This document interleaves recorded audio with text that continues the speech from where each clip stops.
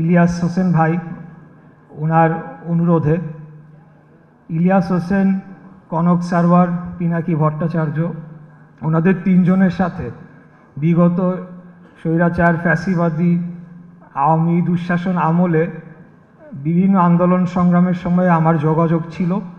এবং আমি বলবো যে বিভিন্ন সময় যখন চরম অত্যাচার, নির্যাতন বা আওয়ামী ফ্যাসিবাদের প্রচণ্ড বল প্রয়োগের সময় যখন আন্দোলন অনেক সময় মনে হয়েছে যে আশার আলো আমরা দেখতে পাই নাই, তখন এই ওনারা প্রবাসে বসে আমাদেরকে যেভাবে উৎসাহ, উদ্দীপনা এবং অনুপ্রেরণা জুগিয়েছেন, তা নিঃসন্দেহে ২৪-এর গণ অভ্যুত্থানের প্রেক্ষাপট রচনার একটি গুরুত্বপূর্ণ অংশ হিসেবে তারা চিরকাল এই ইতিহাসে লেখা হয়ে থাকবে, এটি আমি বিশ্বাস করি।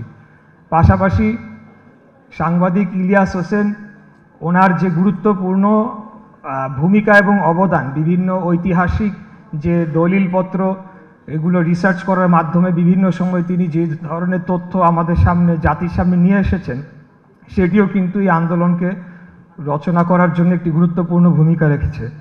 তারই উদ্যোগে, তারই প্রতিষ্ঠান আজকে নতুন একটি যাত্রা শুরু করতে যাচ্ছে, নতুন একটি গণমাধ্যম আমরা পেতে যাচ্ছি। আমি আশা রাখব অবশ্যই এই, যেহেতু ওনারা এই গণমাধ্যমটির নেপথ্যে রয়েছেন, তারা অবশ্যই বাংলাদেশের গণমানুষের যে আকাঙ্ক্ষা সেটিকে পূরণে তারা ব্যর্থ হবেন না, এবং বাংলাদেশের স্বাধীনতা, সার্বভৌমত্ব এবং বাংলাদেশের গণতন্ত্র যে 3টি পয়েন্ট বলেছেন পিনাকি ভট্টাচার্য, অবশ্যই 3 পয়েন্টে আমার মনে হয় বাংলাদেশের কোনো জনগণই ঐক্যমত্য না হওয়ার কোনো কারণ নেই। এর পাশাপাশি বাংলাদেশের স্বাধীনতা এবং সার্বভৌমত্ব রক্ষার জন্যে আমরা বাংলাদেশ জাতীয়তাবাদী শক্তি যেভাবে অতীতে রাজপথে সক্রিয় ছিলাম এবং মিডিয়ার পাশেও আমরা থাকার চেষ্টা করেছি, একইভাবে আমরা বাংলা এডিশনের পাশেও যে কোনো প্রয়োজনে আমরা থাকবো ইনশাল্লাহ, এবং আমরা বাংলাদেশকে একটি গণতান্ত্রিক এবং উন্নত রাষ্ট্র হিসেবে, এই দক্ষিণ পূর্ব এশিয়ার সবচাইতে শক্তিশালী রাষ্ট্র হিসেবে একদিন গড়ে তুলব, সেই আশাবাদ ব্যক্ত করছি।